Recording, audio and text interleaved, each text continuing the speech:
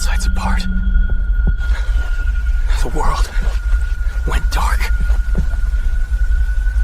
I came back to this night.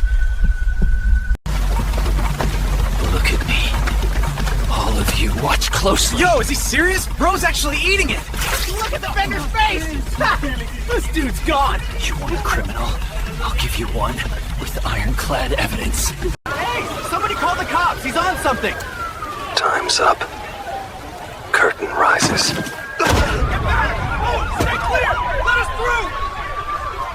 through! This is the evidence. I saw him drag the student in with my own eyes. We heard her screaming in that room. You can't lie for him anymore! This time, you'll watch while I tear your perfect trap apart. Piece by piece.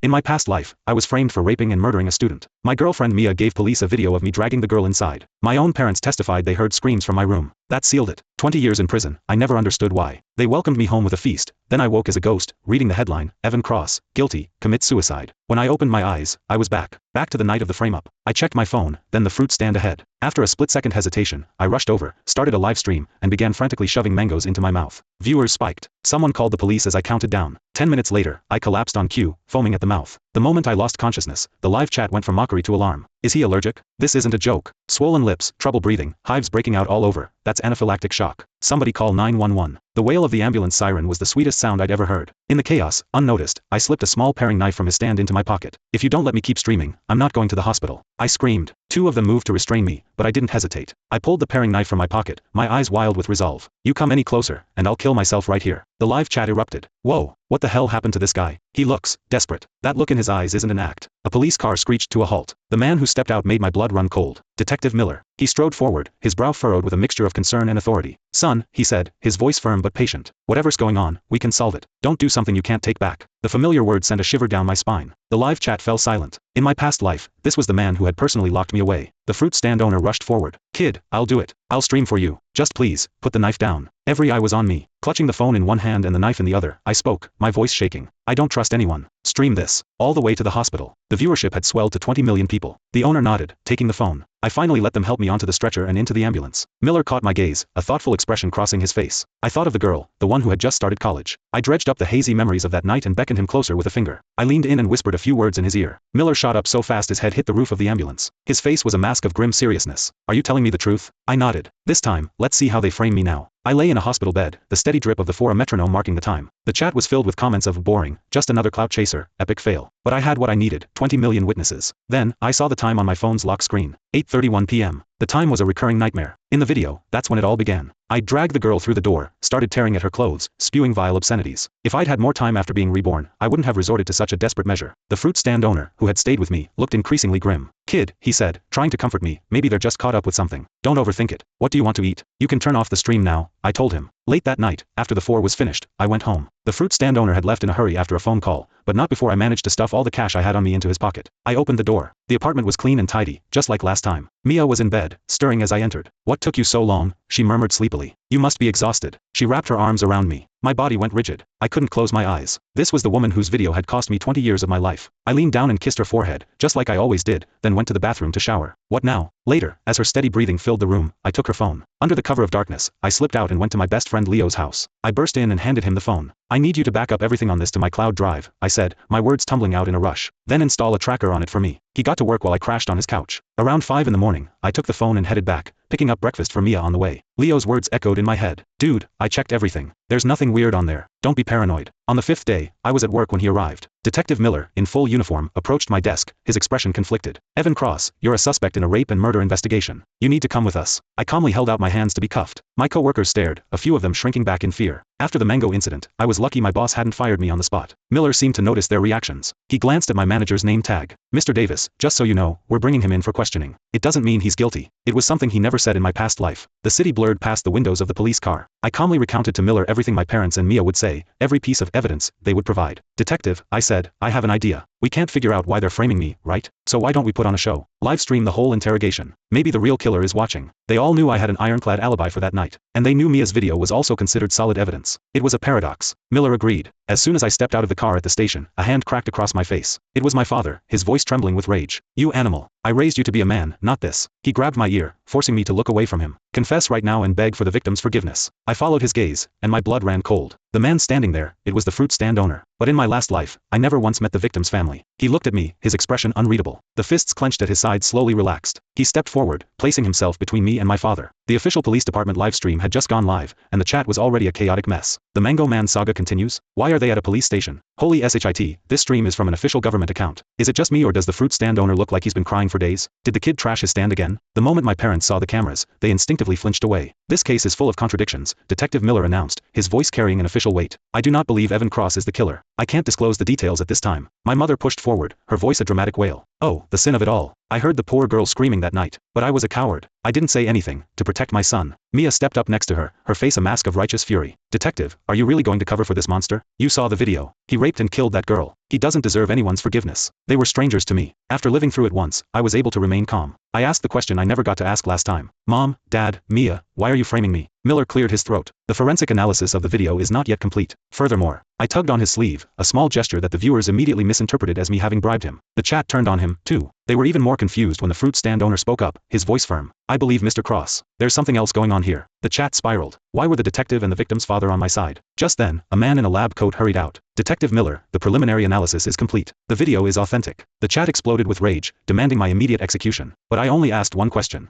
Mr. Technician, the video timestamp is 8:31 p.m., 5 days ago, correct? The technician, caught off guard, nodded. A connection sparked across the millions of viewers watching. The chat froze, then erupted. 5 days ago? No way. A person can't be in two places at once. 8:30 p.m., Mango Man was in the ER. I watched the whole thing live. I let a smirk touch my lips and turned to my family. On the night in question, I was in the hospital having my stomach pumped for a severe allergic reaction to mangoes. So tell me, how could I have also been at home, raping and killing someone? Panic flashed across their faces. It was fleeting, but the cameras caught it. My mother quickly recovered. I heard my son's voice with my own ears. She insisted. There's no mistake. Do you think I would condemn my only son if I wasn't sure? My father snorted. You probably went to the fruit stand a day later and staged the whole thing to create a fake alibi. Stop the act, Evan. He turned to the police. Officer, I'm telling you, the man I saw that night was him. I'll swear to it. Their words were designed to bury me. I glanced at my father. Dad, I said softly, why don't you check your call history? See what time you called me while I was in the hospital. You've been a liar your whole life. I don't believe a word you say, he shot back, turning away without even reaching for his phone. Mia stepped forward again. Detective, the man in that video is absolutely him. Even the way he moves, it's exactly the same. My breath hitched. To protect someone I didn't even know, she would say something so intimate, so damning? Who the hell were they protecting? The chat was hooked, but some were starting to think critically. Could this guy have known this was coming? Is that why he staged that whole scene on that specific day? To create an alibi for a crime he knew he was going to be framed for? Holy crap, I think you're right. But a person can't be in two places at once. Someone is lying. When you have eliminated the impossible, whatever remains, however improbable, must be the truth. Detective Miller looked past the young technician. Dr. Albright, he called out to an older man who had just arrived. We need your expertise on this video. He turned back to my family, his voice cold. I don't know what game you're playing, but a young woman is dead. I suggest you start telling the truth. Interfering with a judicial investigation and providing false testimony are serious crimes, Miller added. I saw Mia flinch, but my mother grabbed her arm, her expression defiant. I'm just an ordinary citizen doing my duty, providing evidence. What are you going to do to us? She raised her voice, a ringing declaration of false piety. If I'm lying, may I never rest in peace. Her oath was like a knife in my back. Why would my own mother go this far? The chat was just as baffled. This is too weird. Are there two identical Evans? I started to wonder myself, but I was an only child. I always had been. In my past life, the one thing I could never understand was why, even after I'd served my time, they still felt the need to poison me. The key to this mystery had to be me. Dr. Albright, the senior forensic expert, emerged with his findings. He looked at Detective Miller and shook his head slightly. The video is authentic, timestamped 5 days ago at 8:31 p.m. No signs of digital manipulation or AI synthesis. Unless, the entire chat, the room, the world, held its breath.